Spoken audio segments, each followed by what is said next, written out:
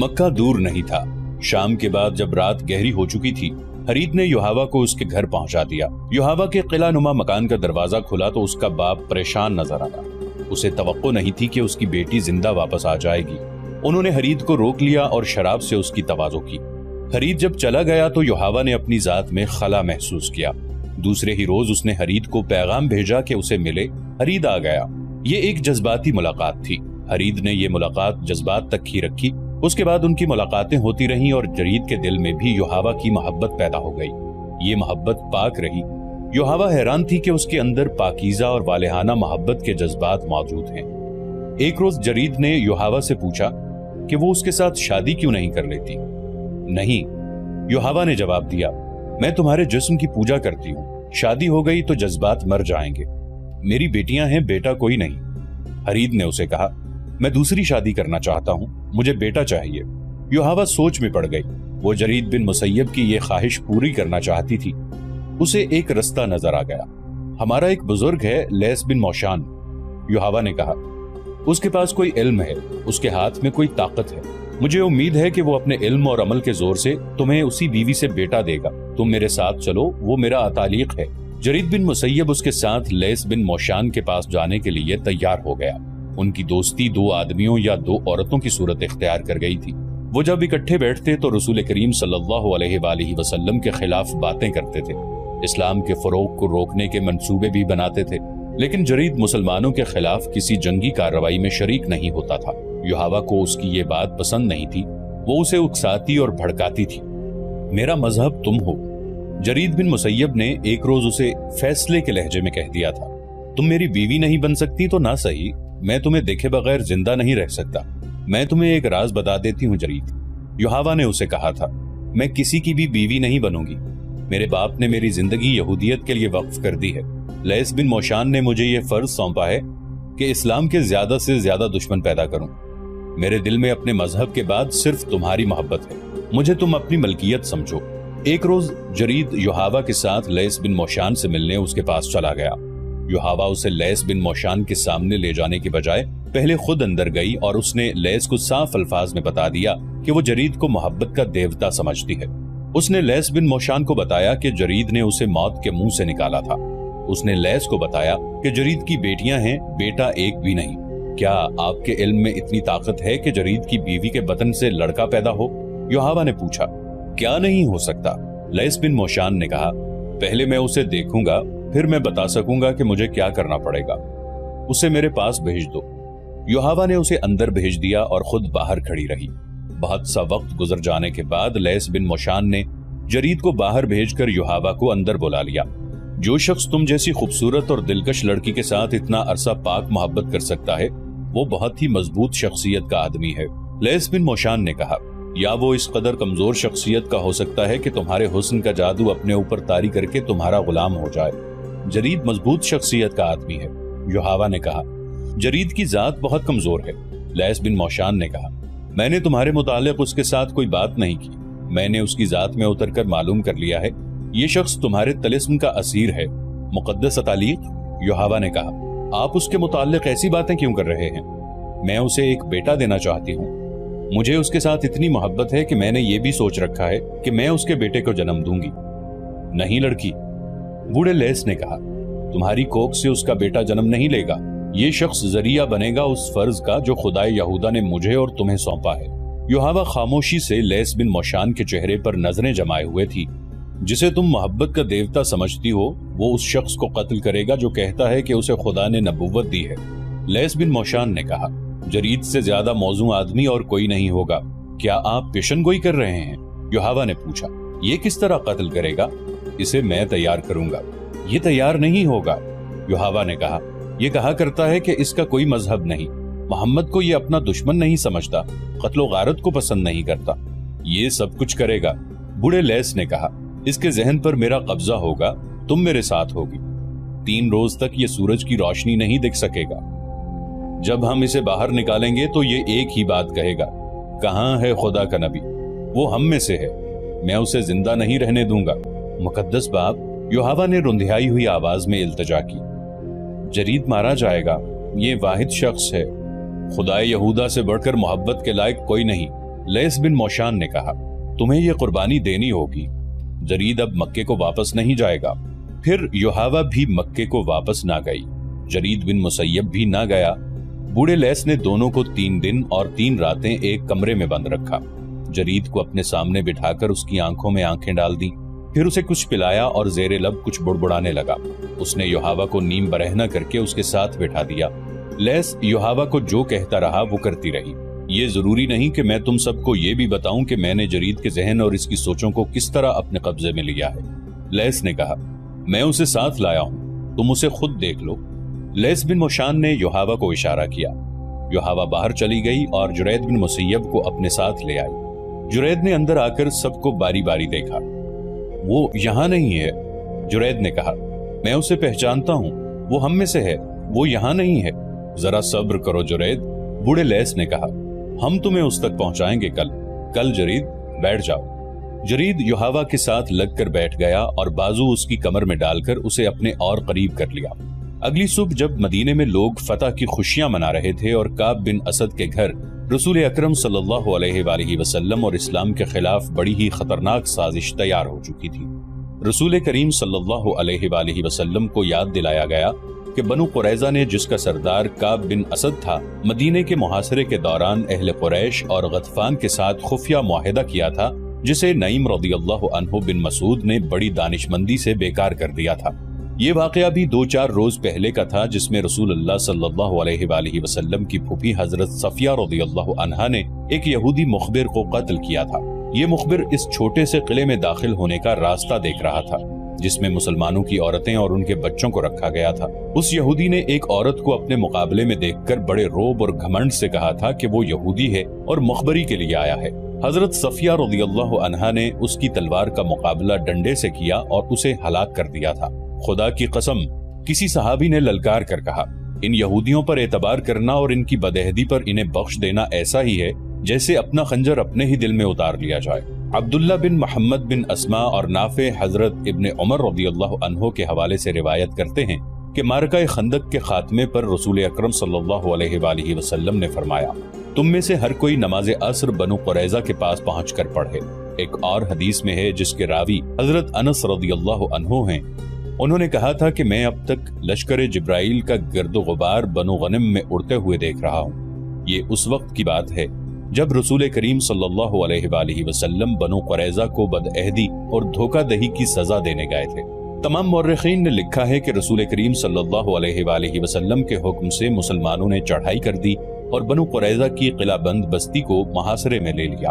अहदीस के मुताबिक साद रदियल्लाहु अन्हु बिन माज को बनु कुरैजा के सरदारों के पास इस पैगाम के साथ भेजा गया कि वो अपनी बदअहदी की सजा खुद तजवीज करें। साद रदियल्लाहु अन्हु बिन माज जख्मी थे। खंदक की लड़ाई में उन्हें कबीला कुरैश के एक आदमी हब्बान बिन अरफा की बर्छी लगी थी। लेस बिन मुशान, युहावा और यहूदियों के 3-4 सरकर्दा आदमी अभी तक काब बिन असद के पास बैठे हुए थे। जरीद बिन मुसय्यब भी वहीं था। उन्होंने अपनी साजिश का वक्त रात का मुकर्रर किया था, लेकिन एक यहूदी दौड़ता हुआ अंदर आया। मुसलमान आ रहे हैं, उसने घबराहट से कांपती हुई आवाज में कहा। साफ नजर आता है कि वो दोस्त बनकर नहीं आ रहे। गर्द बता रही है कि वो चढ़ाई करके आ रहे हैं। गर्द दाएं बाएं फैल रही है। देखो, उठो और देखो। काब बिन असद दौड़ता हुआ बाहर निकला और किले के बुर्ज में चला गया। वहां से दौड़ता उतरा और लेस बिन मोशान के पास पहुंचा। मुकद्दस मोशान, काब बिन असद ने कांपती हुई आवाज में कहा, क्या आपका जादू इन बर्छियों और तलवारों को तोड़ सकता है जो हमें कत्ल करने आ रही हैं? रोक सकता है, बूढ़े लेस बिन मुशान ने कहा। अगर मोहम्मद का जादू ज्यादा तेज हो तो मैं मजबूर हूँ। तुम ऊपर जाकर क्या देख आए हो? खुदाए यहूदा की कसम, काब बिन असद ने कहा, यह मुखबरी नईम बिन मसूद ने की है। मुझे मालूम न था कि वो मुसलमान हो चुका है। मुसलमान मुहासरे की तरतीब में आ रहे हैं। हम निकल नहीं सकेंगे। इन दोनों को निकाल दो। लेस बिन मुशान ने कहा, युहावा, जरीद को लेकर पिछले दरवाजे से निकल जाओ। मैं तुम्हारे पीछे पीछे आ रहा हूँ। आप ऊपर क्यों नहीं जाते लेस बिन मुशान? काब बिन असद ने कहा, आपका वो इल्म और वो जादू कहाँ गया जो आप... तुम इस राज को नहीं समझ सकते। बूढ़े लेस ने कहा, मूसा ने फिरौन को एक दिन में खत्म नहीं कर दिया था। ये असा जो तुम मेरे हाथ में देख रहे हो वही है जो मूसा ने दरिया में मारा था तो पानी ने उन्हें रास्ता दे दिया था। ये असा का करिश्मा था कि फिरौन का लश्कर और वो खुद दरिया में डूबकर फना हो गया था। جس طرح موسیٰ اپنے قبیلے کو مصر سے نکال کر لائے تھے، اسی طرح میں تمہیں یہاں سے نکال لوں گا۔ یحاوہ اور جرید بن مسیب پچھلے دروازے سے نکل گئے اور لیث بن موشان بھی نکل پڑا۔ مسلمان جب بنو قریظہ کی بستی کے قریب آئے تو عورتوں اور بچوں میں ہڑبونگ بپا ہو گئی اور بھگدڑ مچ گئی۔ عورتیں اور بچے اپنے اپنے گھروں کو بھاگے جا رہے تھے۔ کوئی آدمی مقابلے کے لیے باہر نہ آیا۔ جو مسلمان ٹیکریوں کی طرف سے محاصرے کے لیے آگے بڑھ رہے تھے، انہیں 2 آدمی اور 1 عورت نظر آئی۔ تینوں بھاگے جا رہے تھے۔ آدمی جو بوڑھا تھا اور عورت اپنے ساتھی کو گھسیٹ رہے تھے۔ وہ پیچھے کو مڑ مڑ کر دیکھتا اور آگے نہیں چلتا تھا۔ وہ لیث بن موشان، جرید اور یحاوہ تھے۔ لیث نے جرید کے ذہن پر قبضہ کر کے اسے رسول کریم صلی اللہ علیہ وآلہ وسلم کے قتل پر آمادہ کر لیا تھا، لیکن اب جرید اس کے لیے مصیبت بن گیا تھا۔ وہ اس عمل کے زیر اثر تھا جسے آج ہپناٹزم کہا جاتا ہے۔ یحاوہ اپنی محبت کی خاطر اسے اپنے ساتھ لے جا رہی تھی۔ اسے یہی ایک خطرہ نظر آ رہا تھا کہ جرید مسلمانوں کے ہاتھوں مارا جائے گا، اور لیث جرید کو اس لیے اپنے ساتھ لے جانے کی کوشش میں تھا کہ اسے کسی اور موقع پر رسول اللہ صلی اللہ علیہ وآلہ وسلم کے قتل کے لیے استعمال کرے گا۔ لیکن جرید لیث کے عمل تنویم کے زیر اثر بار بار کہتا تھا، کہاں ہے وہ جو اپنے آپ کو خدا کا نبی کہتا ہے؟ وہ ہم میں سے ہے، وہ میرے ہاتھوں قتل ہوگا، مجھے چھوڑ دو، مجھے مدینے جانے دو۔ ایک مسلمان نے ٹیکری پر کھڑے ہو کر انہیں للکارا اور رکنے کو کہا۔ لیث اور یحاوہ نے پیچھے دیکھا اور وہ جرید کو اکیلا چھوڑ کر بھاگ گئے۔ جرید نے تلوار نکال لی۔ کہاں ہے محمد؟ جرید نے تلوار لہرا کر ٹیکری کی طرف آتے ہوئے کہا، وہ ہم میں سے ہے، میں اسے پہچانتا ہوں، میں اسے قتل کروں گا جس نے نبوت کا دعویٰ کیا ہے۔ یحاوہ میری ہے۔ وہ للکارتا آ رہا تھا، یحاوہ حبل اور عزا سے زیادہ مقدس ہے، سامنے لاؤ اپنے نبی کو۔ کون مسلمان اپنے اللہ کے رسول صلی اللہ علیہ وآلہ وسلم کی اتنی توہین برداشت کرتا؟ جس مسلمان نے ان تینوں کو للکارا تھا، اس نے کمان میں تیر ڈالا اور دوسرے لمحے یہ تیر جرید بن مسیب کی دائیں آنکھ میں اتر کر کھوپڑی کے دور اندر تک پہنچ چکا تھا۔ جرید کے ایک ہاتھ میں تلوار تھی، اس کا دوسرا ہاتھ دائیں آنکھ پر چلا گیا اور اس نے تیر کو پکڑ لیا۔ وہ رک گیا، اس کا جسم ڈولا، پھر اس کے گھٹنے زمین سے جا لگے۔ اس کا وہ ہاتھ جس میں تلوار تھی اس طرح زمین سے لگا کہ تلوار کی نوک اوپر کو تھی۔ جرید بڑی زور سے آگے کو گرا، تلوار کی نوک اس کی شہرگ میں اتر گئی۔ وہ ذرا سا تڑپا اور ہمیشہ کے لیے بے حس و حرکت ہو گیا۔ سعد رضی اللہ عنہ بن معاذ جو زخمی تھے، کعب بن اسد کے دروازے پر جا رکے اور دستک دی۔ کعب نے غلام کو بھیجنے کی بجائے خود دروازہ کھولا۔ بنو قریظہ کے سردار سعد رضی اللہ عنہ بن معاذ نے کہا، تیرے قبیلے کے بچے نے دیکھ لیا ہے کہ تیری بستی ہمارے گھیرے میں ہے۔ کیا تو کہہ سکتا ہے کہ تو نے وہ گناہ نہیں کیا جس کی سزا آج تیرے پورے قبیلے کو ملے گی؟ کیا تو نے سوچا نہیں تھا کہ بد عہدی کی سزا کیا ہے؟ مجھے انکار نہیں، کعب بن اسد نے ہارے ہوئے لہجے میں کہا، لیکن میں نے وہ گناہ کیا نہیں جو ابو سفیان مجھ سے کرانا چاہتا تھا۔ اس لیے نہیں کیا کہ تو اس سے یرغمال میں اونچے اونچے خاندانوں کے آدمیوں کو مانگتا تھا۔ سعد رضی اللہ عنہ بن معاذ نے کہا، اس سے پہلے تو نے اسے کہہ دیا تھا کہ تیرا قبیلہ مدینے کے ان مکانوں پر شب خون مارے گا جس میں ہماری عورتیں اور بچے تھے۔ تو نے ایک مخبر بھی بھیجا تھا۔ بدبخت انسان، تو نہ سوچ سکا کہ مسلمانوں کی ایک عورت بیدار ہوئی تو وہ یہودیوں کی شیطانیت کو صرف ایک ڈنڈے سے کچل دے گی۔ میں جانتا ہوں تمہیں نعیم بن مسعود نے خبر دی ہے کہ میں نے تم سے بدعہدی کی ہے۔ کعب بن اسد نے شکست خوردہ آواز میں کہا، تم یہ جان لو کہ یہ خبر غلط نہیں، میں نے جو کچھ کیا وہ اپنے قبیلے کی سلامتی کے لیے کیا تھا، اب اپنے قبیلے کے لیے سزا خود ہی مقرر کر لو۔ سعد رضی اللہ عنہ بن معاذ نے کہا، تو جانتا ہے کہ معاہدہ توڑنے والے قبیلے کو کیا تاوان دینا پڑتا ہے۔ اگر تو خود اپنی سزا کا فیصلہ نہیں کرتا تو بھی تجھے معلوم ہے کہ تیرے قبیلے کا انجام کیا ہوگا۔ کیا تو بنو قینقاع اور بنو نذیر کا انجام بھول گیا ہے؟ مجھے اس زخم کی قسم جو میں نے خندق کی لڑائی میں کھایا ہے، تیرے قبیلے کا انجام ان سے زیادہ برا ہوگا۔ ہاں سعد، کعب بن اسد نے کہا، میں جانتا ہوں میرے قبیلے کا انجام کیا ہوگا، ہمارے بچے اور ہماری عورتیں بھی ختم ہو جائیں گی۔ میرا فیصلہ یہ ہے کہ معاہدے کے مطابق میرے قبیلے کے تمام مردوں کو قتل کر دو اور ہماری عورتوں اور ہمارے بچوں کو اپنے ساتھ لے جاؤ۔ وہ زندہ تو رہیں گے، صرف زندہ نہیں رہیں گے۔ سعد رضی اللہ عنہ بن معاذ نے کہا، وہ خدا کے سچے نبی صلی اللہ علیہ وآلہ وسلم کی رحمت کی بدولت باعزت زندگی بسر کریں گے۔ اپنے تمام آدمیوں کو باہر نکالو۔ سعد رضی اللہ عنہ بن معاذ واپس آ گئے۔ یا رسول اللہ صلی اللہ علیہ وآلہ وسلم، انہوں نے رسول کریم صلی اللہ علیہ وآلہ وسلم سے کہا، بنو قریظہ نے اپنی سزا خود مقرر کی ہے، ان میں جو آدمی لڑنے کے قابل ہیں انہیں قتل کر دیا جائے، اور عورتوں، بچوں اور بوڑھوں کو اپنی تحویل میں لے لیا جائے۔ سب نے دیکھا کہ بنو قریظہ کے لوگ قلعے سے باہر آ رہے تھے۔ محاصرے میں سے کسی کو بھاگ نکلنے کا موقع نہ ملا۔ مورخوں نے لکھا ہے کہ یہودیوں کی تاریخ فتنہ و فساد اور بدعہدی سے بھری پڑی تھی۔ اسے خدا کی دھتکاری ہوئی قوم کہا گیا تھا۔ ان کے ساتھ جس نے بھی نرمی برتی اسے یہودیوں نے نقصان پہنچایا، چنانچہ بنو قریظہ کو بخش دینا بڑی خطرناک حماقت تھی۔ مسلمانوں نے اس قبیلے کے ایسے تمام آدمیوں کو قتل کر دیا جو لڑنے کے قابل تھے، اور بوڑھوں، عورتوں اور بچوں کو اپنی تحویل میں لے لیا۔ دو مورخین نے لکھا ہے کہ رسول کریم صلی اللہ علیہ وآلہ وسلم نے بنو قریظہ پر فوج کشی کی تو یہودیوں نے بڑا سخت مقابلہ کیا۔ مسلمانوں نے 25 روز بنو قریظہ کو محاصرے میں لیے رکھا۔ آخر یہودیوں نے رسول اکرم صلی اللہ علیہ وآلہ وسلم کو پیغام بھیجا کہ سعد رضی اللہ عنہ بن معاذ کو ان کے پاس صلح کی شرائط طے کرنے کے لیے بھیجا جائے۔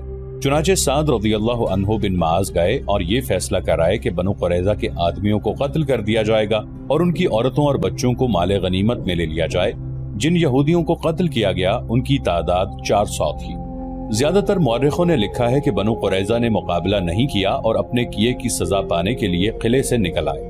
مدینہ میں یہودیوں کے قتل عام کے ساتھ یہ ذکر دلچسپی سے خالی نہ ہوگا کہ اس سے پہلے مسلمانوں نے یہودیوں کے دو قبیلوں بنو نضیر اور بنو قینقاع کو ایسی ہی بدعہدی اور فتنہ پردازی پر ایسی ہی سزا دی تھی۔ ان قبیلوں کے بچے کچھ یہودی شام کو بھاگ گئے تھے۔ شام میں ایرانیوں کی حکومت تھی۔ ایک عیسائی بادشاہ ہرقل نے حملہ کر کے شام پر قبضہ کر لیا۔ یہودیوں نے اس کے ساتھ بھی بدعہدی کی۔ ادھر مدینے میں مسلمان بنو قریظہ کو قتل کر رہے تھے، ادھر ہرقل بنو نضیر اور بنو قینقاع کا قتل عام کر رہا تھا۔ ایک حدیث ہے جو حضرت عائشہ رضی اللہ عنہا کے حوالے سے حشام بن عروہ نے بیان کی ہے کہ سعد رضی اللہ عنہ بن معاذ کے فیصلے کو رسول کریم صلی اللہ علیہ وآلہ وسلم نے قبول فرما لیا اور بنو قریظہ کے یہودیوں کو قتل کر دیا تھا۔ حشام بن عروہ نے یہ بھی کہا ہے کہ ان کے والد بزرگوار نے انہیں یہ واقعہ سنایا تھا کہ سعد رضی اللہ عنہ بن معاذ کو سینے میں برچھی لگی تھی۔ جب بنو قریظہ کو سزا دی جا چکی تو رسول اللہ صلی اللہ علیہ وآلہ وسلم کے حکم سے سعد رضی اللہ عنہ بن معاذ کے لیے مسجد کے قریب ایک خیمہ لگا کر اس میں انہیں رکھا گیا تاکہ ان کے زخم کی دیکھ بھال آسانی سے ہوتی رہے۔ سعد رضی اللہ عنہ بن معاذ اس خیمے میں لیٹ گئے لیکن اٹھ بیٹھے اور انہوں نے خدا سے دعا مانگی کہ ان کی ایک ہی خواہش ہے کہ ہر اس قوم کے خلاف لڑیں جو اللہ کے رسول صلی اللہ علیہ وآلہ وسلم کو سچا نبی نہیں سمجھتی، مگر لڑائی ختم ہو چکی ہے۔ انہوں نے خدا سے التجا کی کہ اگر میرے نصیب میں کوئی اور لڑائی لڑنی ہے تو مجھے اس میں شریک ہونے کے لیے زندگی عطا فرما۔ اگر یہ سلسلہ ختم ہو گیا ہے تو میرے زخم کو کھول دے کہ میں تیری راہ میں جان دے دوں۔ سعد رضی اللہ عنہ بن معاذ کی یہ دعا 3-4 آدمیوں نے سنی تھی، لیکن انہوں نے اسے اہمیت نہیں دی تھی۔ صبح کسی نے دیکھا کہ سعد رضی اللہ عنہ بن معاذ کے خیمے سے خون بہ بہ کر باہر آ رہا تھا۔ خیمے میں جا کر دیکھا سعد رضی اللہ عنہ بن معاذ شہید ہو چکے تھے۔ انہوں نے خدا سے شہادت مانگی تھی، خدا نے ان کی دعا قبول کر لی، ان کے سینے کا زخم کھل گیا تھا۔ بنو قریظہ کی تباہی کی خبر مکہ پہنچی تو سب سے زیادہ خوشی ابو سفیان کو ہوئی۔ خدا کی قسم بنو قریظہ کو اس بدعہدی کی سزا ملی ہے جو اس کے سردار کعب بن اسد نے ہمارے ساتھ کی تھی۔ ابو سفیان نے کہا اگر اس کا قبیلہ مدینہ پر شب خون مارتا رہتا تو فتح ہماری ہوتی اور ہم بنو قریظہ کو موت کی بجائے مال غنیمت دیتے۔ کیوں خالد، کیا بنو قریظہ کا انجام بہت برا نہیں ہوا؟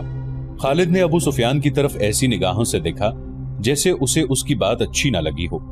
کیا تم بنو قریظہ کے اس انجام سے خوش نہیں ہو خالد؟ ابو سفیان نے پوچھا۔ مدینہ سے پسپائی کا دکھ اتنا زیادہ ہے کہ بڑی سے بڑی خوشی بھی میرا یہ دکھ ہلکا نہیں کر سکتی۔ خالد نے کہا بدعہد کی دوستی دشمنی سے زیادہ خطرناک ہوتی ہے۔ کیا تم مجھے بتا سکتے ہو کہ یہودیوں نے کس کے ساتھ وفا کی ہے؟ اپنی بیٹیوں کو یہودیت کے تحفظ اور فروغ کے لیے دوسری قوموں کے آدمیوں کی عیاشی کا ذریعہ بنانے والی قوم پر بھروسہ نہیں کیا جا سکتا۔ ہمیں مسلمانوں نے نہیں، طوفانی آندھی نے محاصرہ اٹھانے پر مجبور کیا تھا۔ ابو سفیان نے کہا ہمارے پاس خوراک نہیں رہی تھی، تم لڑنا نہیں چاہتے تھے۔ خالد نے کہا اور اٹھ کر چلا گیا۔ خالد اب خاموش رہنے لگا تھا۔ اسے کوئی زبردستی بلاتا تو وہ جھنجھلا اٹھتا۔ اس کے قبیلے کا سردار ابو سفیان اس سے گھبرانے لگا تھا۔ خالد اسے بزدل کہتا تھا۔ خالد نے اپنے آپ سے عہد کر رکھا تھا کہ وہ مسلمانوں کو شکست دے گا، لیکن اسے جب میدان جنگ میں مسلمانوں کی جنگی چالیں اور ان کا جذبہ یاد آتا تھا تو وہ دل ہی دل میں رسول اکرم صلی اللہ علیہ وآلہ وسلم کو خراج تحسین پیش کرتا تھا۔ ایسا عسکری جذبہ اور ایسی عسکری فہم و فراست قریش میں ناپید تھی۔ خالد خود اس طرز پر لڑنا چاہتا تھا لیکن اپنے قبیلے سے اسے تعاون نہیں ملتا تھا۔